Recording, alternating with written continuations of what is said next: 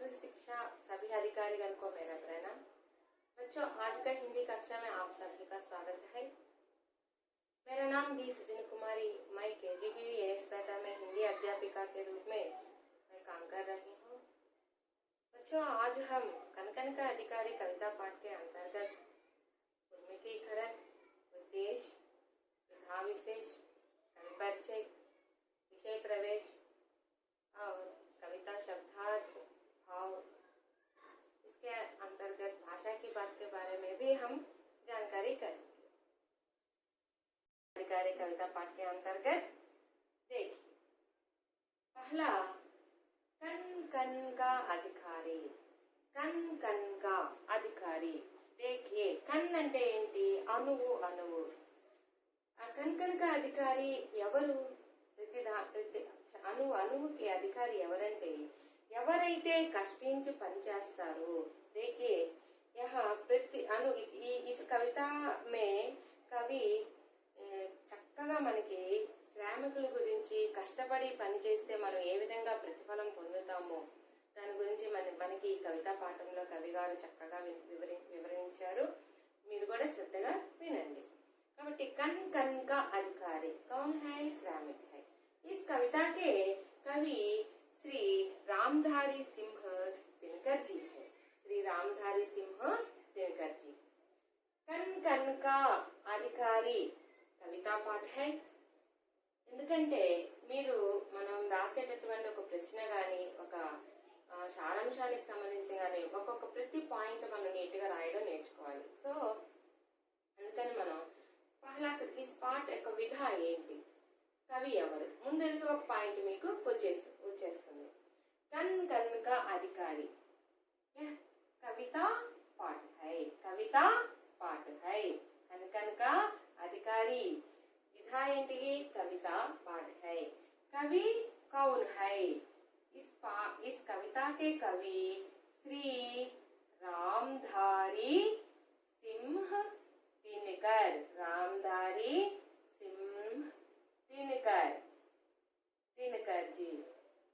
Point మీకు వచ్చేసింది చూడండి. కన్ కన్ కా అధికారి कविता पाठ है.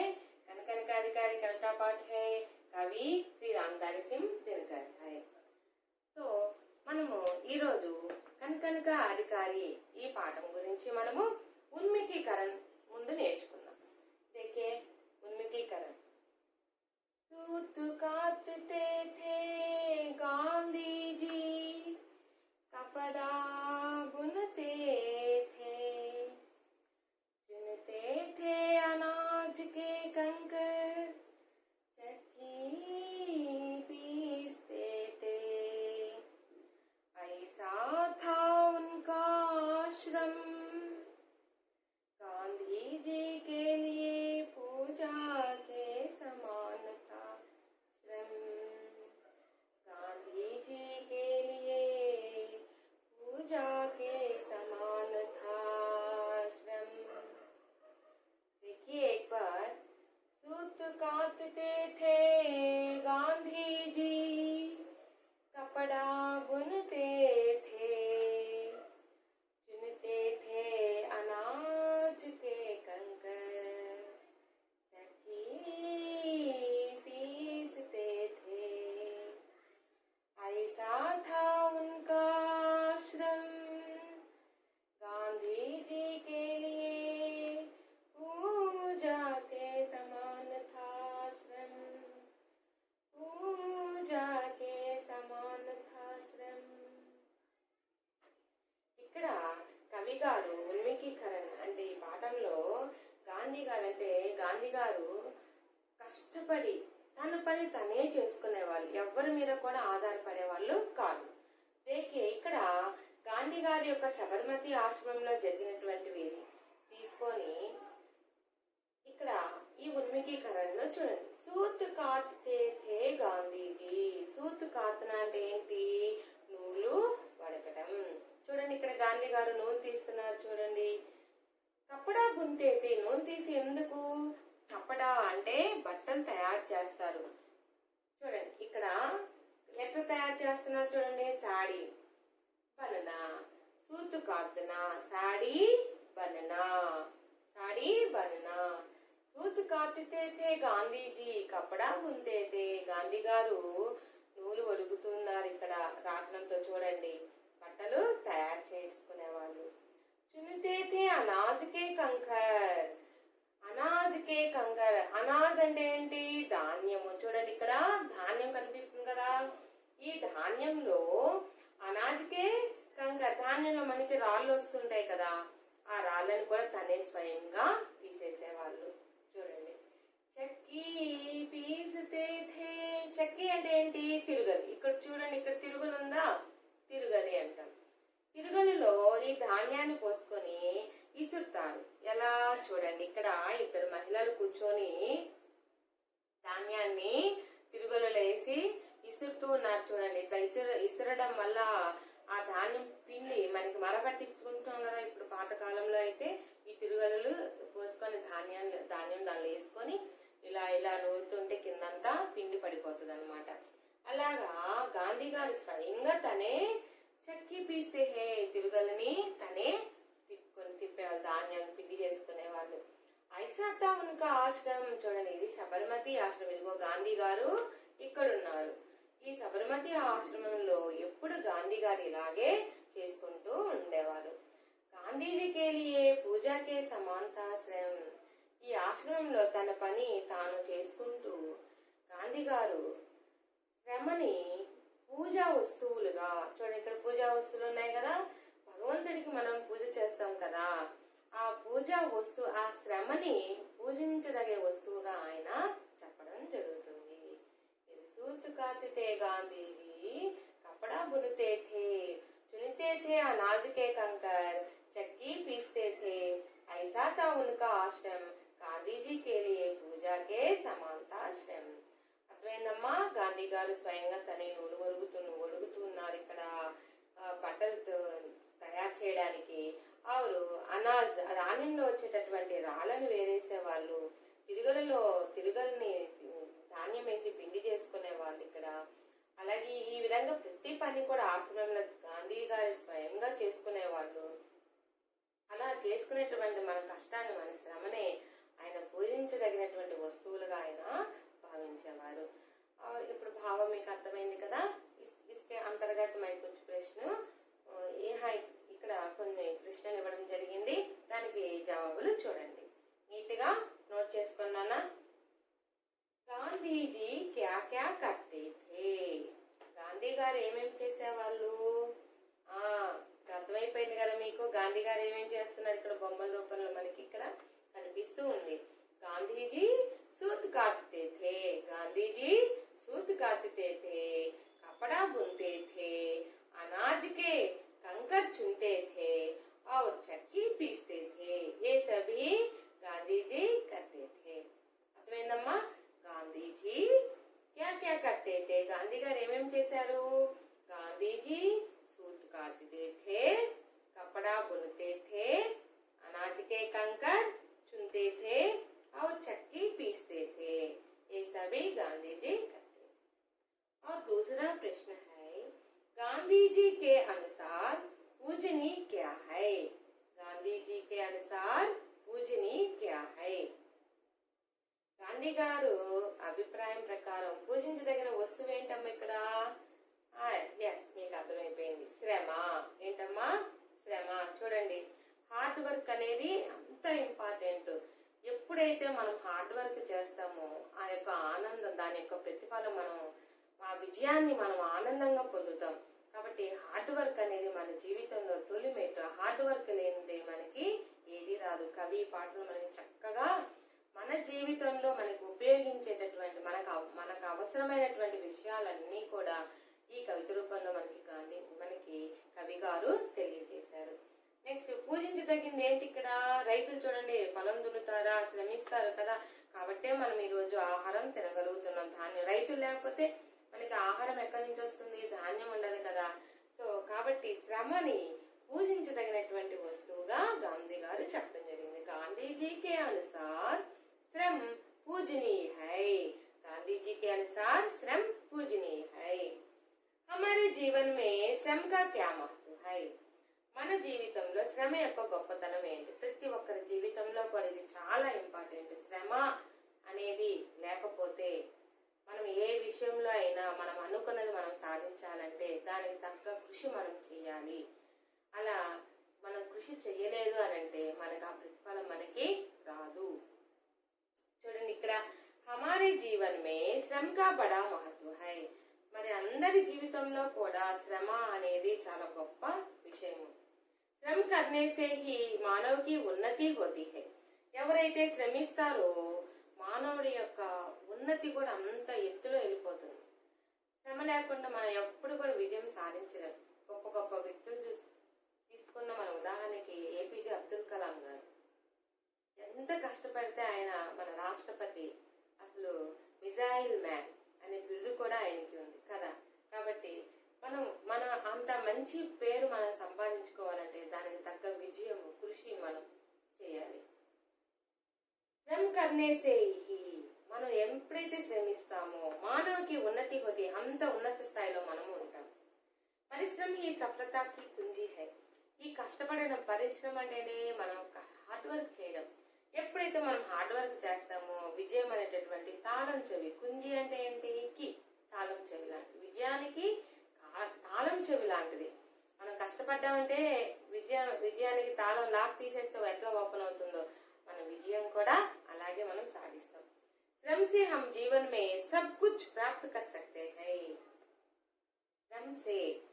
శ్రమ వలన అంటే కష్టపడితే, హార్డ్ వర్క్ చేస్తే, హమ్ జీవన్ మే మన జీవితంలో సబ్ కుచ్ ప్రాప్త్ కర్ సక్తే హై, ఏదైనా మనం సాధించగలం. మనం చిన్నప్పటి నుంచి ఒక ఎయిమ్ అంటూ మనకుంది. మన ఐఏఎస్ చదవాలని ఎయిమ్ ఉందనుకోండి, ఒక డాక్టర్, ఒక ఇంజనీర్, ఏదైనా సరే ఒకటి మనం అవ్వాలి అని మన మైండ్ లో ఉందంటే దానికి తగ్గ మనం కృషి చేసుకుంటూ వస్తే ఖచ్చితంగా ఆ విజయాన్ని మనం అందుకుంటాం, ఖచ్చితంగా మనము సాధిస్తాం. కాబట్టి మన జీవితంలో శ్రమ యొక్క గొప్పతనం గురించి మరి చూసాం కదా. ఇంకొకసారి చెప్తాను, చూసుకొని నోట్ చేసుకున్నామా. ఇది చాలా ఇంపార్టెంట్ మన అందరి లైఫ్ కి. ఇది हमारे जीवन में श्रम का बड़ा महत्व है. श्रम करने से ही मानव की उन्नति होती है. परिश्रम ही सफलता की कुंजी है. श्रम से हम जीवन में सब कुछ प्राप्त कर सकते हैं. అర్థమైందమ్మా? ఈ పాఠంలో మీరు ఉన్ముఖీకరణ గురించి మనం ఈరోజు నేర్చుకున్నాము. నెక్స్ట్ ఈ పాఠం యొక్క ఉద్దేశం తెలుసుకునే ముందు మనము ఈ పాఠం యొక్క ఉద్దేశం చూడండి. सामाजिक काव्य सृजन की प्रेरणा के साथ साथ छात्रों में समाज कल्याण व उदारता की भावना का विकास करना और उन्हें श्रम का महत्व बताकर उसके पद पर आगे बढ़ने की प्रेरणा देना इस पाठ का उद्देश्य है. సామాజిక కావ్య సృజనకి ప్రేరణ, సామాజికంగా అంటే సమాజంలో జరిగేటటువంటి ఇవన్నిటినీ కూడా రాసేటటువంటి కావ్యాలు రాసేటటువంటి సృజనకి ప్రేరణ, సాత్ సాత్ అలా కొత్తదనంగా రాసేదానితో పాటుగా ఛాత్రోంకే సమాజ్ కళ్యాణ్ వా ఉదారతాకి భావన, సమాజంలో అందరికీ మేలు కలిగేటటువంటి, గౌరవం కలిగేటటువంటి భావనలన్నీ కూడా వికసింప చేయడం, ఉన్హే శ్రమ కా మహత్వ పతాకర్, శ్రమ యొక్క ప్రత్యేకతని, శ్రమ యొక్క గొప్పతనాన్ని చెప్పడం, ఉస్కే పద పర్ ఆగే పడనేకి ప్రేరణ దేనా, ఆ మార్గంలో వెళ్లేదానికి ఆ దారి చూపించడం, ఒక ప్రేరణ కలిగించడం ప్రతి ఒక్కరికి కూడా ఈ పాఠం యొక్క ముఖ్యమైనటువంటి ఉద్దేశం. మనం ఏ విధంగా కష్టపడితే మనం ముందుకు వెళ్తాం, ఏ విధంగా సక్సెస్ అనేది మనకి వస్తుంది అనేది, సమాజంలో మనం ఏ విధంగా ఉండాలి, మనం ఒక్కొక్క మెట్టు పైకి వెళ్ళాలి అని అంటే మనం ఏ విధంగా మంచి మంచి అలవాట్లతో, మంచి మంచి ఉద్దేశాలతో, మంచి మంచి అభిప్రాయాలతో మనం ముందుకు వెళ్ళాలనేది పాఠం యొక్క ముఖ్యమైనటువంటి ఉద్దేశం. విధా విశేషం, ఈ పాఠం యొక్క విధా విశేషం మనం మొదటే చెప్పుకున్నాము. కనికనికా అధికారి కవితా పాఠ హై. इसका कनिका अधिकारी कैसा पाठ है? कविता पाठ है. इस कविता की अपनी अपनी विशेषता होती है. ఈ కవిత్వంలో తన యొక్క ప్రతి ఒక్క లైన్ కూడా, ప్రతి ఒక్క భావం కూడా ఒక ప్రత్యేకత అనేది మనకి తెలుస్తుంది. इसकी विशेषता ओजपूर्ण व प्रेरणापद भाषा है. ఈ కవిత్వం ప్రత్యేకంగా ఈ కవిత తీసుకుంటే కవి గారు ప్రేరణార్థకంగా ఉత్తేజపరంగా మనకి ఇక్కడ వివరించడం జరిగింది. इसके कवि డాక్టర్ రామధారి సింహ్ దినకర్ है. ఈ కవిత యొక్క కవి ఎవరమ్మా? రామధారి సింహ్ దినకర్. ఎవరు? రామధారి సింహ్ దినకర్. ఈ పాఠంలో రామధారి సింహ దినకర్ గారు మనకి ఈ ఈ ఈ కవిత కనకనక అధికారి అనే కవితా పాఠాన్ని రచించడం జరిగింది. కనకనక अधिकारी कविता के कवि कौन है? रामधारी सिंह दिनकर. और इनकी प्रसिद्ध रचना कुरुक्षेत्र से यह कविता ली गई है. ఇది తీసుకున్నటువంటి ప్రసిద్ధి రచన దేనిలో తీసుకోవడం జరిగిందంటే కురుక్షేత్ర అనేటటువంటి ఖండకావ్యం నుంచి తీసుకోవడం జరిగింది. మరి ఈరోజు మన రామధారి సింహ్ దినకర్ యొక్క కవి పరిచయాన్ని మనము చూద్దాం. మీకు ఇక్కడ కవి పరిచయం మీకు కరెక్ట్ 4 మార్క్స్ పడ్డాయి. నేను మొదట మీకు ఈ ప్రశ్న పత్రం గురించి కూడా మీకు అంతకుముందు ఆన్లైన్ క్లాస్ వివరించడం జరిగింది. ఏ పాఠంలో ఏ ప్రశ్న ఎన్ని మార్కులు కలుగుతారో నేను ఆల్రెడీ చెప్పున్నాను. భాషాకి బాత్ దగ్గర నుంచి కవిత పాఠకు సంబంధించి ఒక కవి, అట్లాగే గద్య భాగానికి సంబంధించి ఒక లేఖకు 4 మార్క్స్ ఇవ్వడం జరుగుతుంది. కాబట్టి ఖచ్చితంగా మీరు కవితా పాఠంలో ఉండేటటువంటి ప్రతి కవి గురించి మీరు నేర్చుకోండి. మనం మొదటి పాఠము బరస్తే బాధలు నేర్చుకున్నాం కదా, సుమిత్రాంజన్ పంత్జీ. అలాగే కవితా పాఠం హం భారత్ వాసి ఆర్పి నిశంక్, శ్రీ రమేష్ పోఖ్రియాల్ నిశంక్ గారి గురించి. ఆరు కనకనక అధికారి రామధారి సింహ్ దినకర్. ఈ కవితా పాఠానికి సంబంధించినటువంటి ఈ కవులలో ఖచ్చితంగా 4 మార్క్స్ ఇవ్వడం జరుగుతుంది. కాబట్టి మీరు చక్కగా నేర్చుకోండి. నేను మీకు స్టెప్స్ గా చెప్పాను, ఇలాగే నేర్చుకొని మీరు 4 మార్కులు మీ చేతిలో ఉన్నట్టు. ఓకేనా? ముందు చూడండి ఇక్కడ కవి గారు గురించి చూసారు. కవిని ఈయనే రామధారి సింహ్ దినకర్ జీ. రామధారి సింహ్ దినకర్ జీ. कन कन का अधिकारी कविता पाठ है. कवि श्री रामधारी सिंह दिनकर. कवि परिचय. कवि డాక్టర్ రామధారి సింహ్. కనకన का अधिकारी. ఇప్పుడు వరకు ఈ కవితా పాఠంలో మనం ఉన్ముఖీకరణ చూసాం కదా. ఇప్పుడు కవి పరిచయం గురించి మనం నేర్చుకున్నాం. మనం ఉన్ముఖీకరణ, ఉద్దేశ్యం, విధా విశేష ఈ మూడింటి గురించి మనం నేర్చుకున్నాం. ఇప్పుడు కవి పరిచయం గురించి మనము చూద్దాం. कन का अधिकारी कविता पाठ है.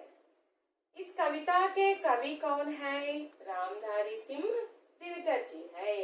చూడండి పిల్లలు, ఇక్కడ రామధారి సింహ్ దినకర్ గారిని ఇప్పుడు ఈయన గురించి మనం తెలుసుకుందాం.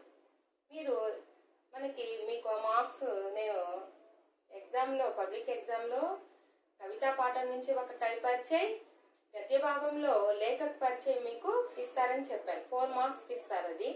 కాబట్టి మీరు ఖచ్చితంగా 4 మార్కులు మీ చేతిలో ఉండాలంటే మీరు కవి గురించి బాగా నేర్చుకోవాలి. ఇప్పుడు మనం మొదటి పాఠంలో చూస్తే బరస్తే బాధల కవి సుమిత్రాంజన్ పంత్ గారు నేర్చేసుకొని ఉంటారు అందరూ. అలాగే కవితా పాఠం హం భారత్ వాసి రమేష్ పోఖ్రియాల్ నిశంక్ గారి గురించి నేర్చుకొని ఉంటారు.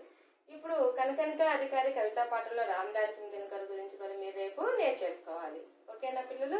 ఎందుకంటే 4 మార్కులు కవి గురించి, రచయిత గురించి మీకు అడుగుతారు. అప్పుడు మీకు మీ చేతిలో 8 మార్కులు మీకు ఆటంకు మీ చేతిలో ఉన్నట్టు. ఓకేనా? కాబట్టి ఇట్లాగే మీరు స్టెప్స్ గా పెట్టుకొని రాసుకోండి, ఇలాగే నేర్చుకోండి కూడా. కవి డాక్టర్ రామధారి సింహ్ దినకర్. कवि डॉक्टर रामधारी सिंह दिनकर। जन्म, उनका जन्म कहाँ हुआ, कब हुआ? देखिए सन 1908 बिहार के मुंगेर जिले के सिमरिया गांव। 1908 సంఖ్యకు సంబంధించి మీకు 1 మార్క్ వస్తుంది భాషాకి బాత్లో. కాబట్టి సంఖ్య ఎక్కడొచ్చినా మీరు నెంబర్ ని నేర్చుకోండి. 1908 ఏమంటామా మనము? 1908 రాసుకొని ఇక్కడ నోట్ చేస్తున్నాను నేను. 1908 19 అంటే ఏంటి? 19. 1900 అంటే 100. 1908 నేర్చుకున్నారు కదా ఒకటి. 1908। सन 1908 बिहार के मुंगेर जिले के सिमरिया गांव, बिहार స్టేట్ లో ముంగేర్ అనే జిల్లాలో సిమిరి అనే గ్రామంలో జన్మించారు. మృత్యు सन 1977 మద్రాస్ మే 1900 చూడండి 74 1974 మళ్ళా నెంబర్ వచ్చింది చూడండి 1974. దీన్ని హిందీలో మనం ఎలా రాయాలంటే 1974. ఎప్పుడు చనిపోయాడు? 1974 మద్రాస్ మే, మద్రాస్ ఇప్పుడు చెన్నై అంటారు. ఆయన 1974 చెన్నైలో చనిపోయారు. పురస్కార్ అంటే అవార్డ్స్ అమ్మా. ఎప్పుడెప్పుడు ఏ అవార్డ్స్ వచ్చినాయో చూడండి. ఇది మీకు టెక్స్ట్ బుక్ లో లేదు, అయినా మీరు నోట్ చేసుకోండి, మీకు మార్క్స్ కూడా బాగా వస్తాయి.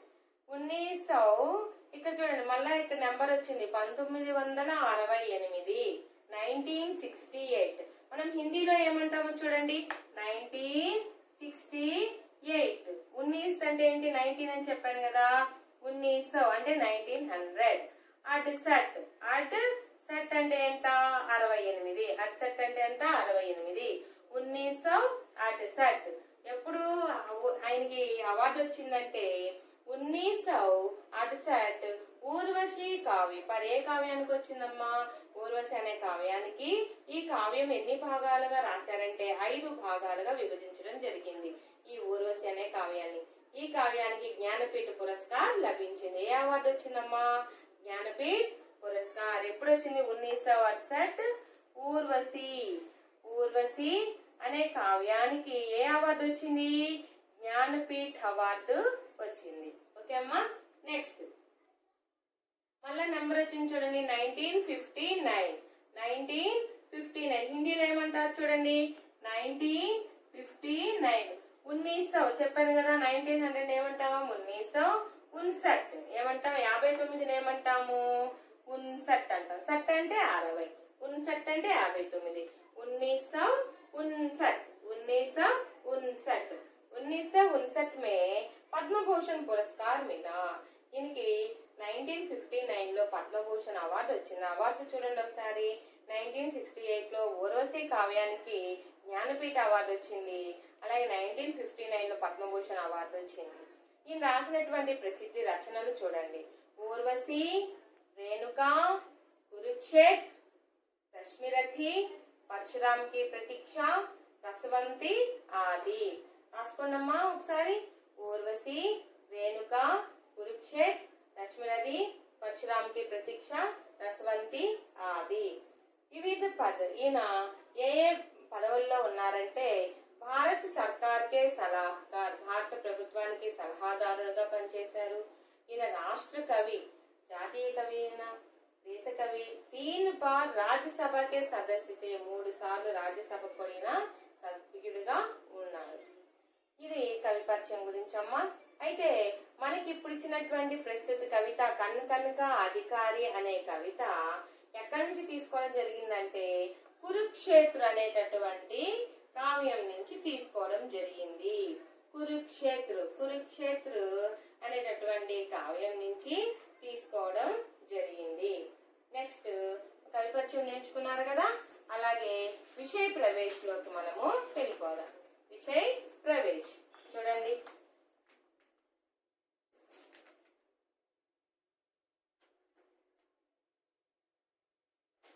కురుక్షేత్ర అనే కావ్యము మనకి మహాభారత యుద్ధకాండ కావ్యంలో చెప్తారమ్మా. ఇక్కడ 18 రోజులు యుద్ధం జరుగుతుంది, కురుక్షేత్ర యుద్ధము జరుగుతుంది. నెక్స్ట్ మీకు వివరణలో మీకు చక్కగా నీట్ గా రాసానని చెప్తాను. అంటే ఇక్కడ కురుక్షేత్ర అనే కావ్యం నుంచి తీసుకున్నారు కదా. ఆ యుద్ధంలో ధర్మరాజు ఆ యుద్ధం జరిగినటువంటి ఆ పరిస్థితిని చూసి విచలుడై నాకు ఈ రాజ్యము వద్దు అని చెప్పేసి వెళ్ళిపోతుంటే భీష్మ పితామహుడు సందేశాన్ని ఇస్తారనమాట. అదే ఈ పాఠంలో ఉండేటటువంటిది ఆ భావము. చూడండి ఇక్కడ మనం ఈరోజు విషయ ప్రవేశ్ లోకి వచ్చేస్తే చూడండి. విషయ ప్రవేశ్. మెహనత్ హీ సఫలతా కి కుంజీ హై. కవి గారు ఏం చెప్పారు? రామదారి సింహ దినకర్ గారు మెహనత్ హీ, మెహనత్ అంటే ఏంటి? శ్రమ. మెహనత్ అంటే కష్టపడడం.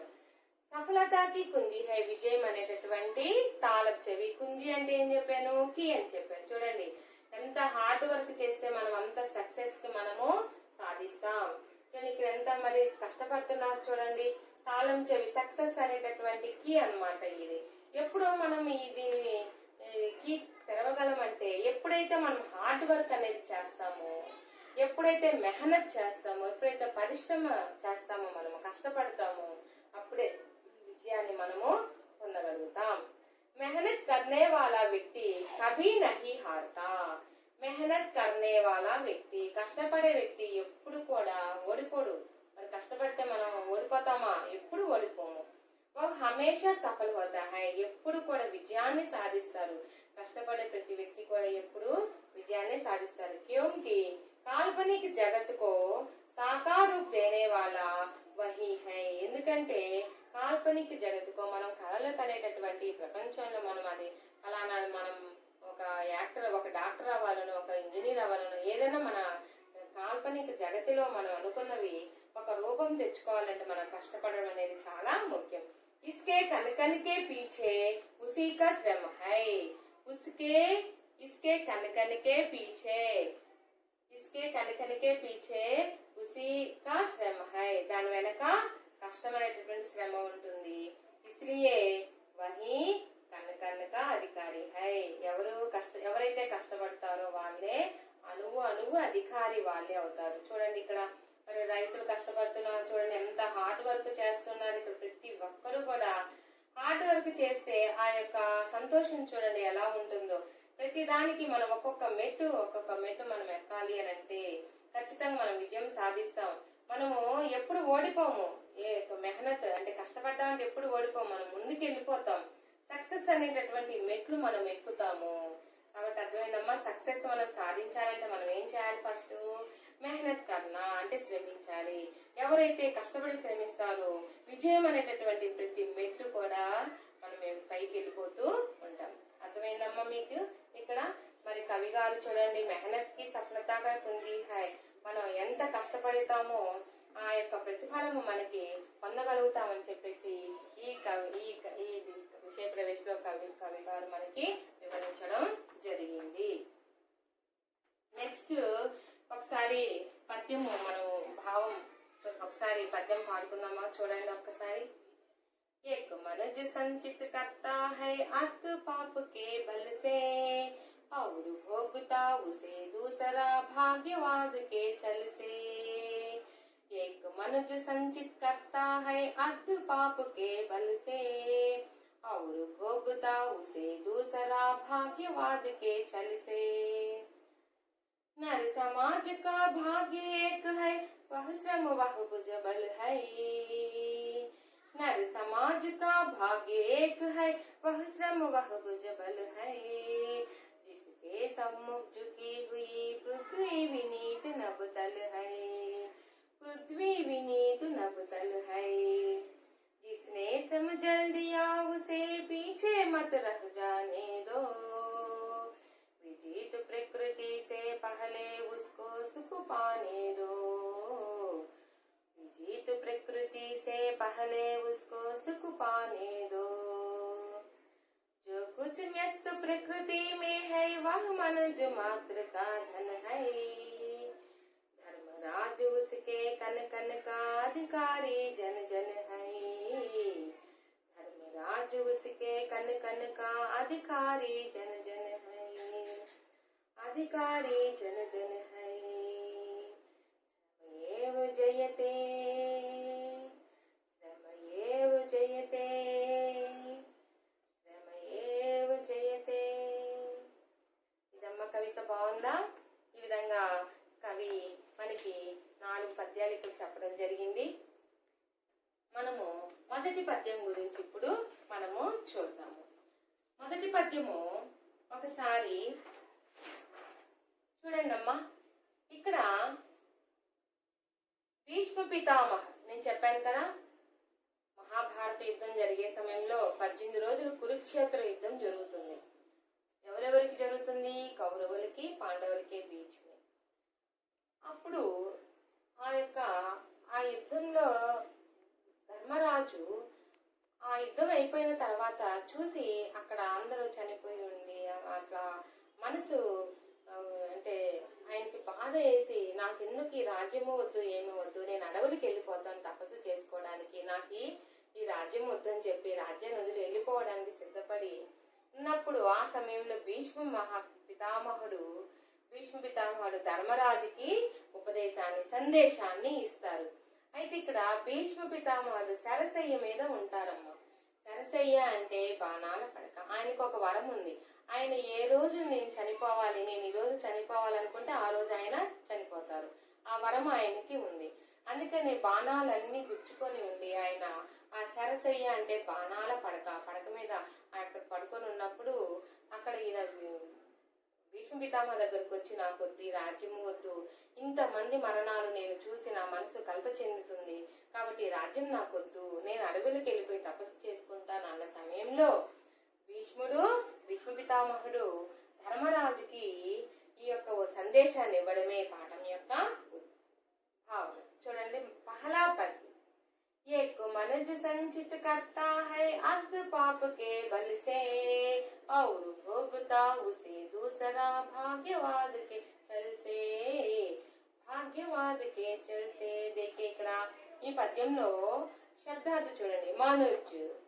మనుష్ మ్యాన్ మనిషి, సంచిత్ కర్ణ ఇకట్టా కర్ణ టు కలెక్ట్ ప్రోగు చేయుట, అర్థ్ ధన్ దౌలత్ వెల్త్ ధనము సంపద, పాప్ గునాహ్ సిన్ పాపము, బల్ తాకత్ స్ట్రెంగ్త్ బలము, భోగున భుగతన టు ఎండ్యూర్ అనుభవించుట, భాగ్యవాద్ భాగ్య పర్ భరోసా కర్నే కా సిద్ధాంత్ ఫ్యాటలిజం అదృష్టంపై ఆధారపడటం, ఛల్ ధోకా ఫ్రాడ్ చీట్ మోసము. ఇవి ఈ పద్యం యొక్క అర్థాలమ్మా. ఇప్పుడు మనం తెలుగు మీనింగ్ చూద్దాం. చూడండి, ఏక్ మనుజ్ సంచిత్ కర్తా హై అర్ధ పాపకే బలిసే. ఒక వ్యక్తి పాపము అనేటటువంటి దీనిలో మునిగిపోయి డబ్బుని సంపాదిస్తున్నాడు. చూడండి ఎంత డబ్బు సంపాదించున్నాడు. అలా పాపం అనే బలంతో ఆయన ఒక వ్యక్తి డబ్బు సంపాదిస్తే ఇంకొకరు ఈ డబ్బుని దోచుకోవడానికి చూడండి ఎట్లా దోచుకుంటున్నాడు. ఇది నా అదృష్టము అనే కపటంతో ఆ డబ్బుని దోచుకోవడం. అంటే దీని అర్థం ఏంటంటే ఒకరు కష్టపడి పనిచేసి ఒకరు సంపాదిస్తూ ఉంటే ఇంకొకరు దోచుకొని ఇది నా అదృష్టంతో నేను ఇది అనుభవిస్తున్నాను అని అనుకునే వాళ్ళు ఉన్నారు. అది ఏక మనుజు సంచిత్ కర్తా హై అర్ధ పాపకే బలిసే. పాపం అనేటటువంటి దీంట్లో ధనాన్ని సంపాదిస్తుంటే ఔరు భోగుతా ఉసే దూసరా భాగ్యవాడికే చల్సే. రెండవ వ్యక్తి ఇది నా అదృష్టం అని చెప్పి కపటంతో ఈ ధనాన్ని దోచుకుంటూ ఉన్నాడు. అది ఈ పద్యానికి హిందీలో భావార్థం చూడండి అమ్మా. భీష్మ పితామహుడు చెప్తున్నారు, హే ధర్మరాజ్, ఓ ధర్మరాజా, ఏక్ మనుష్య పాప కర్కే, ఒక మనుష్యుడు పాపం చేసి ధన్ కమాతా హై, ధనాన్ని సంపాదిస్తున్నారు, తో దూసరా ఉసే భాగ్యవాదికే చల్సే భోగుతా హై, రెండవ వాళ్ళు ఇది నా అదృష్టం అని చెప్పేసి ఆయన భావిస్తూ దాన్ని దోచుకుంటూ ఉన్నారు. ఇది మొదటి పద్యం యొక్క భావార్థం హిందీలో. ఏక్ బార్ దేఖియే, ఏక్ మనుజ్ సంచిత్ కర్తా హై అర్ధ పాపకే బలిసే. ఒక వ్యక్తి పాపం అనేటటువంటి ధనాన్ని పోగు చేస్తూ ఉంటే ఔరు భోగుతా ఉసే దూసరా భాగ్యవాదికే చలిసే, రెండో వ్యక్తి దాన్ని నా అదృష్టం అని దోచుకుంటూ ఉన్నారు. యహీ హై पहला पद्य का अर्थ और भावार्थ भी एक बार देखिए. भावार्थ, हे धर्मराज, एक मनुष्य पाप करके धन कमाता है तो दूसरा उसे भाग्यवाद के चल से भोगता है.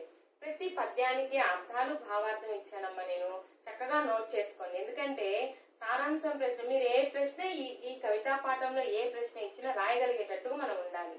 మీ సొంత మాటల్లో రాయగలిగేటట్టుగా మీరు ఉండాలి. కాబట్టి పద్యం భావం నేర్చుకున్నారనుకోండి, మరి మీకు ఈ కనకనక అధికారి కవితా పాఠం అంతా కూడా మీ గుప్పెట్లో ఉంటది కదా. మరి మీరు సారాంశం ప్రశ్న అడిగారు అనుకోండి, కవి పరిచయం చెప్పాను కదా ఇందాక, కవి పరిచయం ఇప్పుడు చెప్పేటటువంటి అన్ని పద్యాల యొక్క భావము లాస్ట్ లో ఉపసంహార పాయింట్ చెప్తాను కూడా నోట్ చేసుకొని మీకు సారాంశం వచ్చేసింది. ఓకే అమ్మా, ఈ విధంగా ఒక స్టెప్ గా ఒక పాయింట్ లుగా మీరు ముందుకు వెళ్ళిపోతూ ఉండాలి. ఓకే అమ్మా, మొదటి पद्य अर्थమైందా? नेक्स्ट दूसरा कविता के बारे में हम जानकारी करेंगे. देखिए दूसरा पद्य देखिए. एक बार नर समाज का भाग्य एक है, वह श्रम वह भुजबल है, जिसके सम्मुख झुकी हुई पृथ्वी विनीत नभतल है. पृथ्वी विनीत नभतल है. ఇక్కడ చూడండి, నర సమాజ్ కా భాగ్య ఏక్ హై. నర సమాజ్, ఈ సమాజంలో మానవులు ఎవరు అదృష్టవంతులంటే ఎవరైతే శ్రమ చేయగలిగేటటువంటి వ్యక్తి ఉంటారో, శ్రమ్ ఎవరైతే శ్రామికులు, ఎవరైతే శ్రమ చేస్తూ ఉంటారో అంటే లేజీ లేకుండా ఉంటారో, భుజబల్ ఎవరైతే భుజబలం అంటే ఏంటి? శక్తి. ఎవరికైతే భుజబలం అనేది ఉంటుందో వాళ్ళు అదృష్టవంతులు. అంతే కదమ్మా. ఇప్పుడు కష్టపడే వ్యక్తి ఎప్పుడు కూడా గమ్ముగా ఉండరు. మనకి 10 పాయింట్లు రావాలి అని ఒక స్టూడెంట్ అనుకున్నాడు అనుకోండి, లేజీగా ఉండడు. లాక్డౌన్ అయినా ఎప్పుడైనా ఏ టైం అయినా పుస్తకం పట్టుకొని నేర్చుకుంటూ ఉంటాడు. అది పోస్ట్ పోన్ చేసుకోడు, ఆ వర్క్ ని పోస్ట్ పోన్ చేసుకోడు. ప్రతిరోజు కష్టం ఉండదు. ఏ రోజు పని ఆ రోజు మనం చేసుకుంటూ వెళ్ళాం అనుకోండి, కష్టం ఉండదు కదా. హార్డ్ వర్క్ అనేది ఖచ్చితంగా చేస్తూ ఉంటారు. ఎవరైతే హార్డ్ వర్క్ చేస్తారో వాళ్ళకి విజయం అనేది బానిస అయిపోతుంది అంతే. కాబట్టి ఎవరు అదృష్టవంతులు? అలా కష్టపడేటటువంటి వ్యక్తులు. మరి దాని కష్టాలను భుజబలం కూడా ఉండాలి కదా. కాబట్టి ఆ భుజబలము కలిగినటువంటి వాళ్ళు అదృష్టవంతులు. జిస్కే సమ్ముఖ్ జుకి హుయి పృథ్వీ వినీత్ నభతల్ హై. ఎవరైతే కష్టపడేటటువంటి మనస్తత్వం కలిగి ఉంటారో, చూడండి ఇక్కడ ఎంత కష్టపడుతున్నారో చూడండి. రైతులు గాని శ్రామికులు గాని ఎవరైతే కష్టపడాలి అనేటటువంటి ఆలోచన ఉంటుందో వారి ముందు పృథ్వీ అంటే భూమి, ఎర్త్, భూమి, నభతల్ అంటే ఆకాశం, నభ అంటే స్కై ఆకాశం. ఈ భూమి ఆకాశం కూడా వాళ్ళకి తల ఉంచుతారు, అంటే గౌరవిస్తారు. వాళ్ళకి సమాజంలో ఎక్కడికి పోయినా అటువంటి వ్యక్తులకి గౌరవము లభిస్తుంది. దూసరా పద్య అర్థమైందమ్మా మీకు? एक बार नर समाज का भाग्य एक है, वह श्रम वह भुजबल है, वह श्रम वह भुजबल है, जिसके सम्मुख पृथ्वी नभतल వినీత్ నభతల్ అంటే సమ్ముఖ్. ఈ శ్రామికుల ముందు పృథ్వీ నభు కూడా తల వంచుతాయి. వినీత్ అంటే వాళ్ళని గౌరవిస్తారు. ఎక్కడికి పోయినా వాళ్ళకి గౌరవం లభిస్తుంది. మీనింగ్స్ చూడడం అర్థాలు. నర్ మనిష్, మ్యాన్ మనిషి, సమాజ్ సంస్థ, సొసైటీ సమాజం, భాగ్య నసీబ్, లక్ ఫేట్ అదృష్టం, శ్రమ్ పరిశ్రమ్ హార్డ్ వర్క్ శ్రమ, భుజబల్ తాకత్ స్ట్రెంత్ బలం బాహుబలం, సమ్ముఖ్ सामने इन फ्रंट ऑफ एदुट, झुकना नतमस्तक होना टू बेंड वंगिना, पृथ्वी धरती दयत भूमि, विनती विनय पूर्वक विथ हंबुल विनयमुतो, नभ आकाश स्कై ఆకాశము, తల్ పాతాల్ అండర్ వరల్డ్ అంటే పాతాళం లోపల, భూమి లోపల అన్నమాట. ఈ కవిత యొక్క दूसरा पद्य యొక్క भाव है. देखिए मानव का श्रम और उसका भुजबल ही मानव समाज का भाग्य है. మానవుడి యొక్క శ్రమ అతని యొక్క భుజబలమే మానవ సమాజానికి అదృష్టం. उसके सामने पृथ्वी और आकाश भी विनम्रता से झुक जाते हैं. ఆ పరిశ్రమ కష్టపడాలనే మనస్తత్వం గల శ్రామికుల ముందు గాని భుజబలం ముందు గాని పృథ్వీ ఆకాశ भी వినమ్రత से झुक जाते हैं. తల వంచడం అంటే వాళ్ళని గౌరవించడం. ఇదమ్మా दूसरा पद्य का भाव. नर समाज का भाग्य एक है, वह श्रम वह भुजबल है, जिसके सम्मुख झुकी हुई पृथ्वी विनीत नभतल है, पृथ्वी विनीत नभतल है. నెక్స్ట్ दूसरा पद्य కూడా అయిపోయింది. నెక్స్ట్ तीसरा పద్యలోకి మనము వెళ్ళిపోదాం. देखिए जिसने श्रम जल दिया उसे पीछे मत रह जाने दो, विजीत प्रकृति से पहले उसको सुख पाने दो, उसको सुख पाने दो. చూడండి ఇక్కడ जिसने श्रम శ్రమజల్ దియా. శ్రమజల్ అంటే ఏంటి? ఎవరైతే చెమట అంటే శ్రమజల్ అంటే ఏంటి? శ్రమ అంటే ఏంటి? మనం కష్టపడ్డాం. జల్ అంటే ఏంటి? ఎప్పుడైతే మనం ఎక్కువ కష్టపడ్డాం అనుకోండి, మన శ్రమ అనేది చెమట రూపంలో చూపిస్తాం. అంటే మనం కష్టపడుతున్నాం కదా, దాని అర్థము చూడండి. ఇక్కడ శ్రమ జల్, ఒకసారి అర్థాలు చూడండి. శ్రమ్ జల్ అంటే స్వేట్, పసీనా, స్వెట్ చెమట. పీछे బాత్, బ్యాక్ వెనుక. మత్ నహి డోంట్ వద్దు. విజిత్ జీతా హువా, వన్ గెలిచిన.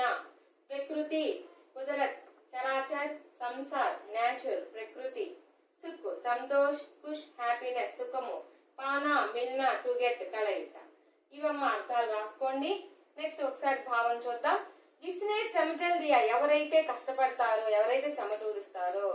ఉసే పీచే మత్ రహ జానే దో, వాళ్ళని వెనకకి లాగివేయమాకండి. ఆ కష్టపడి వెళ్ళేటటువంటి వాళ్ళని ముందుకు వెళ్ళనీయండి.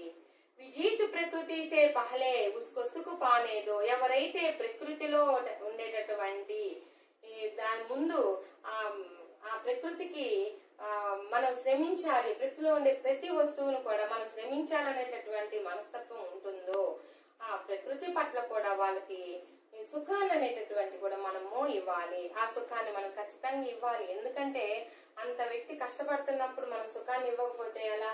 వాళ్ళని వెనక్కి లాగేయకూడదు, మనం వాళ్ళ సుఖాన్ని మనం దోచేయకూడదు.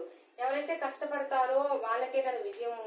ఆ విజయాన్ని వాళ్ళకి దక్కనీయకుండా మనం వెనక్కి లాగేయకూడదు, వాళ్ళని ముందుకు పోనీయాలి. చూడండి ఇక్కడ ప్రకృతి, ఇది ప్రకృతి చూసారా? ఇక్కడ చూడండి ఎంత మంది చెమటూర్చి కష్టపడుతున్నారు చూడండి, శ్రామికులు. వీళ్ళు ఎంత కష్టపడుతున్నారు.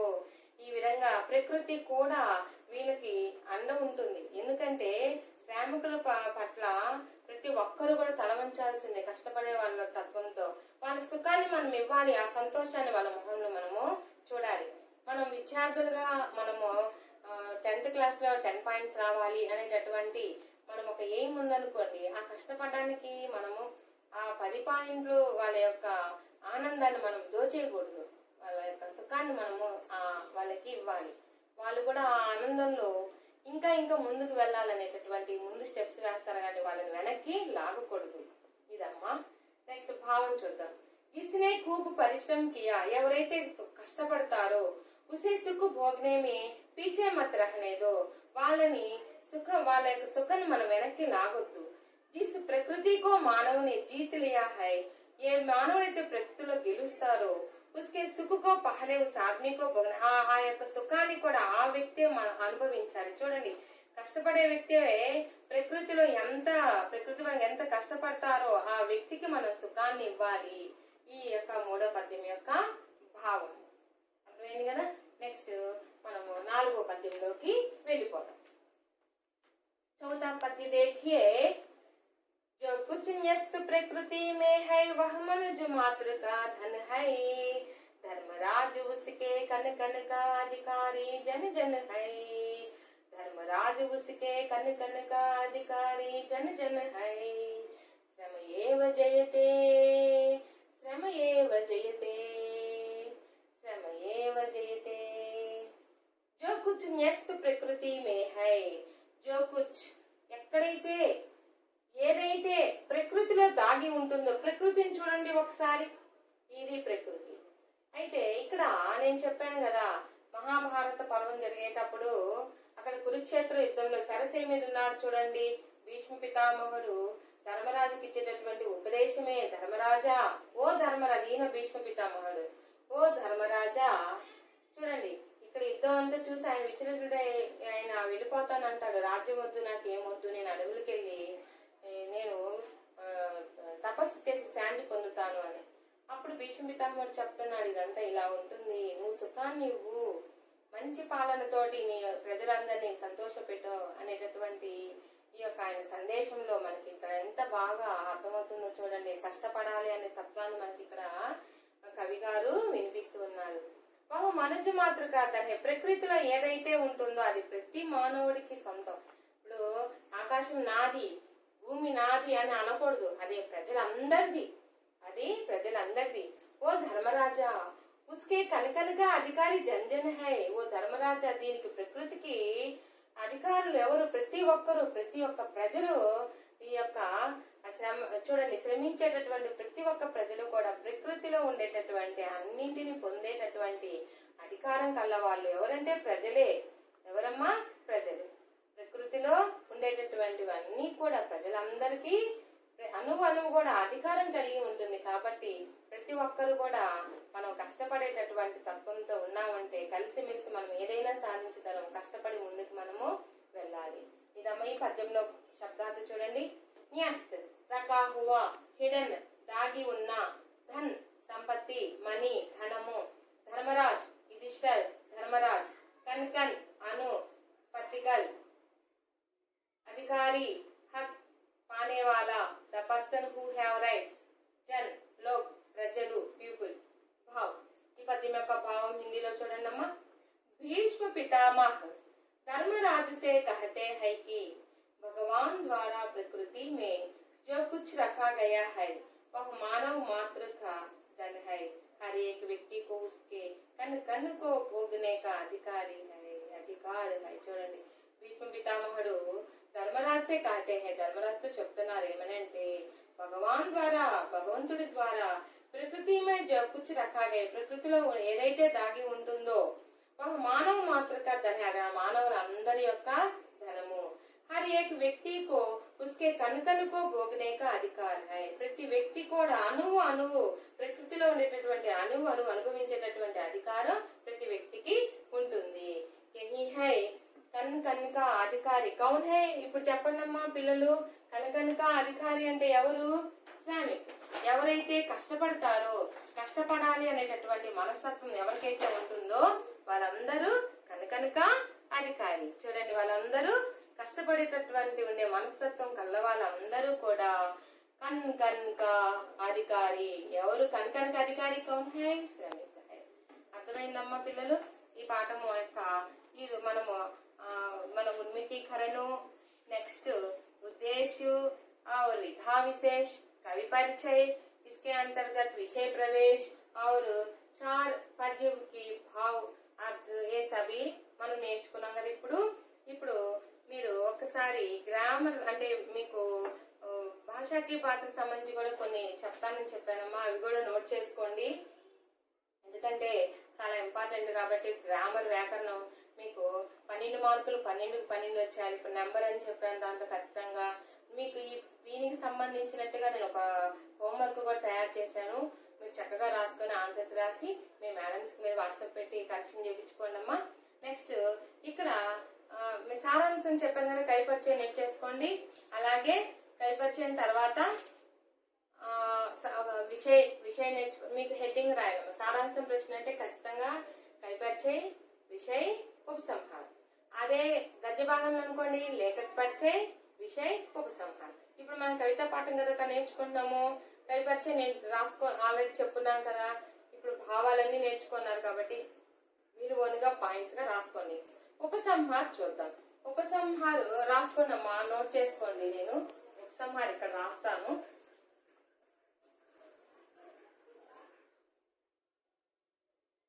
ఉపసంహార్ రాసుకోండమ్మా అందరూ. అప్పుడు మీకు సారాంశం ప్రశ్న నోట్ చేసేసుకున్నట్టు అవుతుంది. इस कविता से हमको निम्नलिखित संदेश मिलता है. इस कविता से हमको निम्नलिखित संदेश मिलता है. पॉइंट नंबर 1, श्रम और श्रमजल. श्रम और श्रमजल. श्रमजल అంటే ఏం చెప్పుకున్నాము? చెమట కదా, స్వెట్. महत्व को बताया गया. महत्व को बताया गया. అవును కదా, ఈ పాఠంలో అదే కదా మనం నేర్చుకున్నాము. నెక్స్ట్ పాయింట్ నెంబర్ 2, और श्रमजीवी के सामने, ఎవరైతే కష్టపడతారో శ్రమజీవి के सामने వాళ్ళ ముందు పూరీ దునియా జుక్తి హై. పూరీ దునియా అంటే ప్రపంచం, ప్రపంచం మొత్తం కూడా తల వంచుతుంది, గౌరవిస్తుంది. జుక్తి హై. నెక్స్ట్ పాయింట్, మీరు వీటిలో ఒక 2-3 రాసినా చాలమ్మా. परिश्रम करने से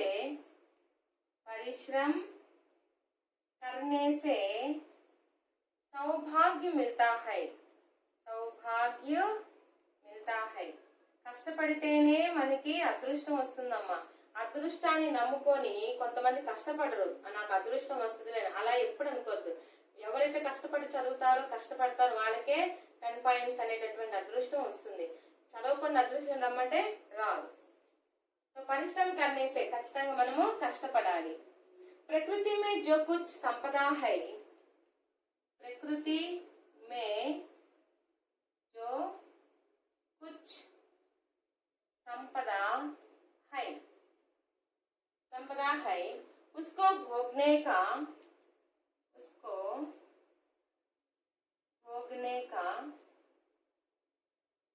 अधिकारी श्रमजीवी है.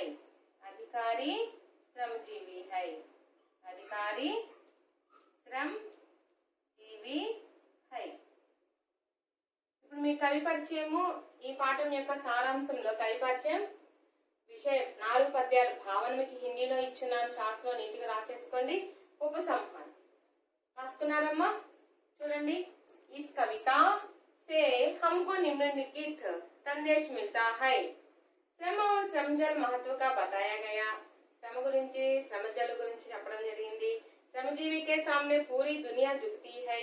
ఎవరైతే కష్టపడే తత్వం మనస్తత్వం ఉంటుందో ప్రపంచం మొత్తం కూడా వాళ్ళకి గౌరవిస్తుంది, వాళ్ళ ముందు తల ఉంచుతుంది.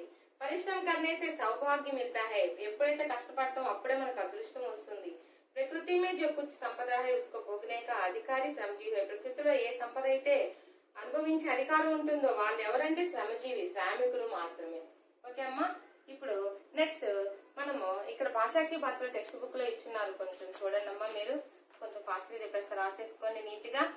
ఇక్కడ భాషాకి బాత్లో ఫస్ట్ ఏం అడిగారమ్మా? ఇక్కడ పర్యాయ శబ్దం అడిగారు. చూడండి. జన్, లోగ్, జనతా. పర్యాయ శబ్దం ఏంటమ్మా? జనకి, లోగ్, జనతా. ఇవి రాసుకున్నమ్మా. నేను మీకు హోంవర్క్ ఇచ్చాను కదా, మీకు తెలిస్తేనే రాయగలుగుతారు. నెక్స్ట్ సెకండ్ వన్ పృథ్వీ, భూమి, ధరతి, ధరణి, ధర, జమీన్, మహి, పూర్వి. కనిపిస్తుందమ్మా? పృథ్వీకి పర్యాయ శబ్దం చూడండి. భూమి, ధరతి, ధరణి, ధర, జమీన్, మహి, పూర్వి. నెక్స్ట్ మూడోది ఇచ్చినారు. ధన్. ధన్ అంటే సంపత్తి, పైసే, మాయా, లక్ష్మి, రకం, మాల్, దౌలత్, విత్, సంపద. నెక్స్ట్ విలోమ శబ్దం చూడండి. అక్కడ ఇచ్చినారు. ఆలో 1 అయిపోయింది, 2. పాప్. విలోమ శబ్దం ఏంటి? పుణ్య, పాపము, పుణ్యము. సుఖ్, దుఃఖ్, సుఖము, దుఃఖము. భాగ్య, దుర్భాగ్య, అదృష్టము, దురదృష్టము. నెక్స్ట్ మూడో దాంట్లో పునరుక్తి శబ్దం అడిగారమ్మా. పునరుక్తి శబ్దం ఇక్కడ ముందు సేమ్ అదే పదం ఉంటుంది చూడండి. జన్ జన్. ఇవి పునరుక్తి, తిరిగి మళ్ళా అదే పదం రావడం. జన్ జన్. हमारे देश में जन जन को समान अधिकार है. कन कन भारत के कन कन में मानवता है. రాసుకున్నాం. ఇక్కడ పునరుక్తి శబ్దకే వాక్య ప్రయోగ కీజీ అని అడిగాడు. ఈ పదాలతో వాక్య ప్రయోగం రాయమన్నారు, రాసుకోండి. फोर्थ वन मजदूर मेहनत करता है. వాక్యకే వచన్ బదిలీ అన్నారు. వచన్ అంటే ఏకవచనం బహువచనం చెప్పుకున్నాం కదా, తెలుసు కదా మీ అందరికి. మన వచనం మార్చేటప్పుడు మనం పూర్తి వాక్యాన్ని మార్చాలి. మజదూర్కి మజదూర్ బహువచన్, మెహనత్ కర్తా ఏకవచనం కదమ్మా, మన బహువచనంలో కర్తే హై. హైకి చుక్క పెట్టాలి ఖచ్చితంగా. మజదూర్ మెహనత్ కర్తే హై. నెక్స్ట్ ఐదోది మనుష్య మజదూర్. ఈ రెండింటికి భావవాచక సంజ్ఞాలు మార్చి రాయమన్నారు. మనుష్య మనుష్యత, మజదూర్ మజదూరి. ఇవి భావవాచక సంజ్ఞ. నెక్స్ట్ రెండో దాంట్లో అంతర్ సంచయ అన్నారు. నెక్స్ట్ దాంట్లో చూడండి తేడా ఏంటో చెప్పమన్నారు. ఇక్కడ అధికార్, అధికార్, అధికారి, అధికార్ ఔర్ అధికారి. అధికార్ అంటే చూడండి ఇక్కడ అధికారము, హక్కు. అధికారి అంటే అధికారం కలవాడు, అంటే హక్కుదారుడు, అధికారి. అలాగే భాగ్య, భాగ్యవాన్. భాగ్య అంటే అదృష్టం, భాగ్యవాన్ అంటే అదృష్టవంతుడు. ఈ రెండింటికి అర్థం తెలిసింది కదమ్మా. నెక్స్ట్ వన్ సంధి అడిగాడు. సెకండ్ వన్ ఇది ఫస్ట్ది, నెక్స్ట్ ఇది సెకండ్ది సంధి. యద్యపి పర్యావరణం రెండు అడిగారు చూడండి. యద్యపి, యది ప్లస్ అపి, ఈ ప్లస్ ఆ, ఎనసందమ్మ. పర్యావరణ్, పరి ప్లస్ ఆవరణ్, ఈ ప్లస్ ఆ పర్యా వచ్చింది కదా ఇక్కడ, ఈ ప్లస్ ఆ పరి, ఈ ఇక్కడ ఈ ఇక్కడ ఆ, ఈ ప్లస్ ఆన్సర్ ఉంది. నెక్స్ట్ వన్ సమాస్ అడిగారు మూడోది. సమాస్ శ్రమజల్, శ్రమసే ఉత్పన్న జల్, బహువ్రీహి అంటే వేరే మీనింగ్ వస్తుంది కదమ్మా. శ్రమజల్ అంటే ఏంటి? చెమట. శ్రమసే ఉత్పన్న జల్ బహువ్రీహి సమాస్. నబుతల్, నబుకాతల్ తత్పురుష సమాస్. కాకేకి వస్తే తత్పురుష అని చెప్పాను కదా. భుజబల్, భుజగాబల్ ఇది కూడా తత్పురుష సమాసే. నెక్స్ట్ లింగ్ అడిగి ఇక్కడ ఇంకోటి నాలుగోది. ఏకు మనుజ్ సంచిత్ కర్తా హై అర్ధ పాపకే బలిసే और भोगता उसे दूसरा भाग्यवाद के चलसे. ఇక్కడ 10 పరిచయాలు అడిగాడమ్మా టెక్స్ట్ బుక్ లో 4th వన్ 10 పరిచయం అడిగాడు. మీరు రాసుకోండమ్మా 10 పరిచయం నోట్ చేసుకొని చెప్పేస్తాను తొందరగా. ఏక్ మనుజ్ కింద ఏక్ కింద అండర్లైన్ చేశారు. అవును ఈ రెండింటి యొక్క 10 పరిచయం అంటే ఏక్ అనేది సంఖ్యావాచక విశేషం. ఏక్ అనేది సంఖ్యావాచక విశేషం.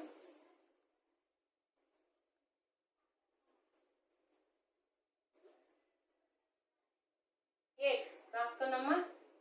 ఏక్ అండర్లైన్ చేశాడు కదా. సంఖ్యావాచక్ విశేషణ్ నెంబర్ ఉంది కాబట్టి సంఖ్యావాచక్ విశేషణ్. ఇక్కడ ఔర్ ఇంకో దాని కింద ఔర్ అండర్లైన్ చేస్తున్నారు చూడండి అమ్మా. ఔర్ కింద రాసుకోండి. సముచ్చయ్ లింకింగ్ వర్డ్ కదా. సముచ్చయ్ బోధక్, సముచ్చయ్ బోధక్, సముచ్చయ్ బోధక్. Next one 5th one. जिसने समझल दिया उसे पीछे मत रह जाने दो. कारक चिन्ह అడిగారమ్మా. నే అక్కడ జిస్నే వచ్చింది కదా. జిస్నే నే అనేది కర్త కారక్ కదా. నోట్ చేసుకోండి. కర్త కారక్ ఎన్నోదమ్మా ఇది టెక్స్ట్ బుక్ లో. ఇది వచ్చేసి 4th ది, ఇది వచ్చేసి 5th ది. जिसने समझल दिया, जिसने कारक चिन्ह అడిగారు. నెక్స్ట్ ఈలో ఇన్హే సమझिए అని అడిగినారు చూడండి. జానేదో, పానేదో, బడనేదో. ఇక్కడ సంయుక్త క్రియల గురించి అడిగాడు. జానేదో, పానేదో చూడండి రాసుకోండి. జానేదో. నెక్స్ట్ పానేదో. నెక్స్ట్ బడనేదో. సంయుక్త క్రియ అంటే ఏం లేదమ్మా, 2 క్రియలు ఉంటాయి. ఇక్కడ 2 క్రియలు ఉన్నాయి కాబట్టి ఇక్కడ మీకు సంయుక్త క్రియ ఏక్ మూల ధాతు క్రియ और సహాయక క్రియ. ఒకటి ఏంటంటే మూల ధాతు క్రియ और సహాయక క్రియ. సహాయక వీటిల్నే మనం ఏమంటామంటే సంయుక్త క్రియ. సంయుక్త క్రియ. ఇక్కడ చూడండి జానే దో అన్నాం కదా. ఇక్కడ జానా ప్లస్ దేనా, జానా ప్లస్ దేనా. నెక్స్ట్ నోట్ చేసుకోండి. ఇప్పుడు మీకు మీరే రాసేయండి. దీనికి దీనికి పానేదో, పానా ప్లస్ దేనా. నెక్స్ట్ బడనేదోకి ఏంటి? బడనా ప్లస్ దేనా. అర్థమైంది కదమ్మా. సంయుక్త క్రియ అంటే ఏం లేదు, ఒకటి మూల ధాతు ఉంటుంది, ఇది సహాయక క్రియ. ఈ రెండింటిని కలిపే సంయుక్త క్రియ అంటారు. నెక్స్ట్ సంయుక్త క్రియ కూడా అయిపోయిందమ్మా మనకి ఇక్కడ. ఇక్కడ చూడండి ఏక్ పహలా ప్రథమ్. ఇది ఇక్కడ చూడండి ఏక్ నేను ఒకటి చెప్తాను, నెక్స్ట్ మీకే అర్థమైపోతుంది. పహలా ప్రథమ్ ఇది అడిగాడు కదా. ఏక్ అంటే ఏంటి? ఒకటి. పహలా అంటే ఒకటవ. ప్రథమ్ అంటే మొదటిది.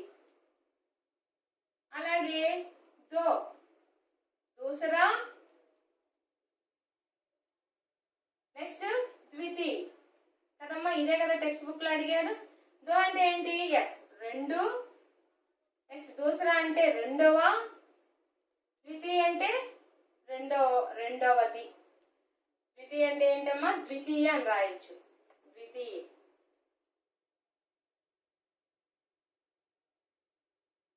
ద్వితీయ భాష హిందీ కదా. ద్వితీయ. ఓకే అమ్మా అర్థమైందా. నెక్స్ట్ మూడోది ఉపసర్గ. 2 అయిపోయాయి కదమ్మా, నోట్ చేసుకున్నారు కదా. నెక్స్ట్ మూడోది చూసుకోండి, ఉపసర్గ. మూడోది ఏమడిగారు? ఉపసర్గ. ఏమేమి అడిగారమ్మా చూడండి టెక్స్ట్ బుక్ లో. అభాగ్య. అభాగ్యలో ఆన్సర్ ఏం చెప్పండి? అభాగ్యలో ఎస్ ఆ ఉపసర్గ మొదటిది కదా. నెక్స్ట్ దుర్భాగ్య. దుర్భాగ్య. దుర్ ఇక్కడ రు కలిసింది కదా, దుర్ విసర్గ, సంధిలో వచ్చి విసర్గ. సుభాగ్య. సుభాగ్యలో ఉపసర్గ ఏంటమ్మా? సు. ఆ దుర్ సు ఉపసర్గ. నోట్ చేసుకోండమ్మా. నెక్స్ట్ ఫోర్త్ వన్ ప్రత్యయ్. నెక్స్ట్ ఫోర్త్ వన్ ఏంటి? ప్రత్యయ్. ప్రత్యయ్ ఏమేమి అడిగారు టెక్స్ట్ బుక్ లో? ప్రాకృతిక్. ప్రాకృతిక్ ఫస్ట్ ఏంటమ్మా? ప్రాకృతిక్. ఇక్ అనేది ఇక్కడ ప్రత్యయ్ రెండోది. నెక్స్ట్ ఏమడిగారు? అధికారి. నెక్స్ట్ అధికారి, చివరి ఈ వచ్చింది కదా, ఈ. నెక్స్ట్ భాగ్యవాన్. మూడోది ఏంటమ్మా? భాగ్యవాన్. నోట్ చేసుకుంటున్నారు కదా అందరూ? వాన్ చివరిది కదా, వాన్. ఇది ప్రత్యయ్, ఇది ఉపసర్గ. సో ఇంకా లాస్ట్ వన్ ఫిఫ్త్ వన్ అడిగారు. ఏమడిగారమ్మా? లింగ్ బదల్కర్ పూరా వాక్య లిఖియే అన్నారు. చూడండి లింగ్. ఇక్కడ చూడండి అమ్మా చార్ట్ లో. పురుష్ శ్రమిక్ కే రూప్ మే మెహనత్ కర్తే హై. దీని లింగ్ లో మనం మార్చాలి. పురుష్ కి లింగ్ ఏంటి? స్త్రీలింగం, స్త్రీయా.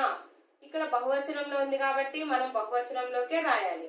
స్త్రీయా శ్రమిక్ కే రూప్ మే మెహనత్ కర్తీ హైకి చుక్క పెట్టాలి. మెహనత్ కర్తీ హైకి చుక్క.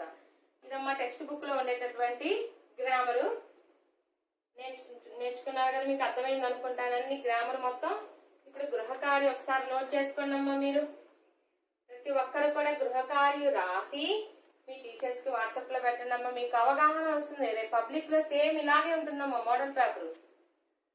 నేను ఈ లెసన్ లోనే ఆ మోడల్ లోనే ఫస్ట్ బిట్ ఏంటి? తత్సమ శబ్ద. సెకండ్ బిట్ ఏంటి? క్రియా విశేషణ. థర్డ్ సంఖ్య. ఫోర్త్ వన్ ఏంటి? కారక చిహ్నం. ఫిఫ్త్ వన్ ఏంటి? समास. सिक्स्थ वन संधि. सेवंथ वन ఏంటి? एक शब्द में लिखिए. आठवां मुहावर रायाली और नवा लिंग रायाली. 10वां वचन रायाली और 11वां प्रश्न काल पहचाने ఉంటుంది और शुद्ध रूप ఉంటుంది. 12वां प्रश्न 12 మార్కులకి మీకు వ్యాకరణం ఉంటుంది. అమ్మా అర్థమైందమ్మా మీకు? ఓకే, ఇప్పుడు నోట్ చేసుకోండి అందరూ. గృహ కార్యం నోట్ చేసుకోండి. నెంబర్ 1 మనుష్య మాతృకా ధన్ హై. రేఖాంకిత్ అంటే అండర్లైన్ చేసిన పదము. రేఖాంకిత్ శబ్ద కా తత్సమ రూప పహచాన. ఇక్కడ ఆన్సర్స్ ఇచ్చుంటారు, ఇస్తారమ్మా, మీరు గుర్తుపట్టాలి. దీంట్లో తత్సమ శబ్దం అనేది గుర్తుపట్టండి. మనిష్, సంసార్, మానవ్. మీకు నేను చెప్పాను, ఈజీగా కూడా గుర్తు. ఆల్రెడీ ఆన్సర్ పెట్టేసి ఉంటారు చాలా వరకు. Very good. నెక్స్ట్ కస్తూరి దిన్ భర్ పడతీ రహి. ఈ వాక్యంలో క్రియా విశేషణ ఎక్కడుందో గుర్తుపట్టండి.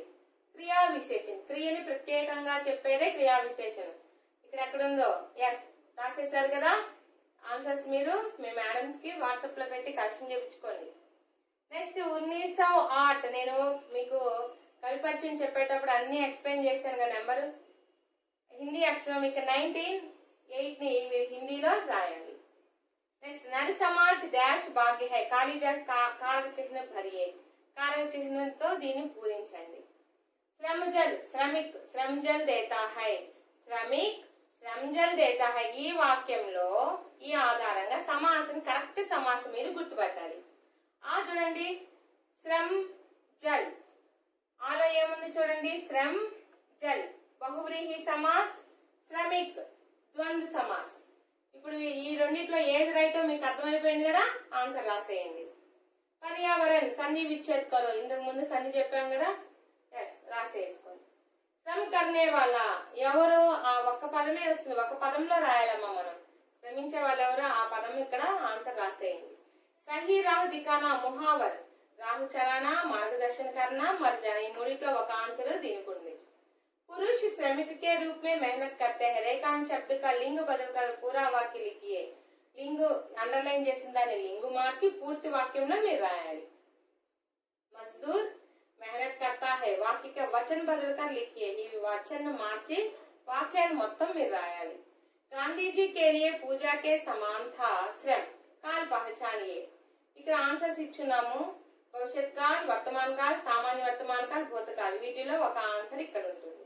వీటిలో వే జో రహే థా శుద్ధ రూపే లిఖే। ఇక్కడ తప్పు ఉంది వాక్యంలో, మీరు కరెక్ట్ చేసి రాయాలి। వే వచ్చింది కదా, మరి క్రియ ఏమొస్తుందో మీకు తెలిసిపోయి ఉంటుంది, రాసేసుకోండి। శ్రమ ఏవం జయితే, మనం కష్టపడితే మనం ఏదైనా జయించగలము। ఓకే స్టూడెంట్స్, ఈరోజు కనకనిక అధికారి పాఠంలో మీకు ఈ పాఠం మొత్తం అర్థమైంది అనుకుంటాను। ఆగస్టు సిలబస్ మనం కంప్లీట్ చేసుకోవాలి కాబట్టి మీకు నోట్స్ కూడా నేను డీప్గా ఇవ్వకపోయినా మీరికై మీరు రాసుకునే తత్వంగా నేను ఇచ్చాను కాబట్టి మీరు అందరూ కష్టపడి సారాంశము అలాగే కైపరిచయము గ్రామరు ఇవన్నీ కూడా మీరు నేర్చుకోండి। ఓకేనా పిల్లలు, ధన్యవాదాలు।